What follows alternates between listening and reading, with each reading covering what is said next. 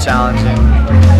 It's like the climbs felt like they were never gonna end, and then the downhills were too rocky, bouldery, loose, crazy to really get rest.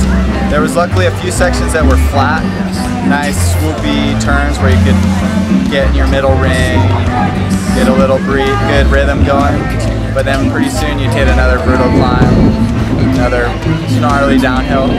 But I like the challenge.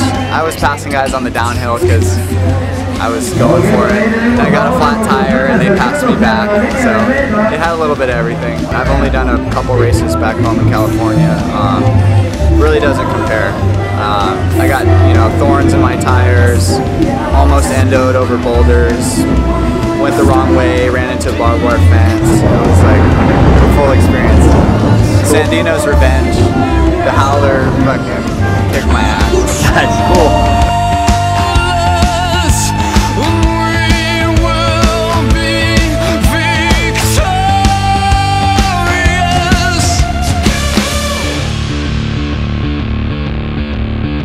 Howler was incredible, intense race.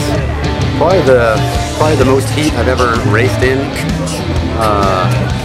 I was snowboarding in Lake Tahoe, California about 4 days ago, and now I'm at sea level in 100-degree heat. It was an incredible race, man. The climbs were brutal, long, and repetitive.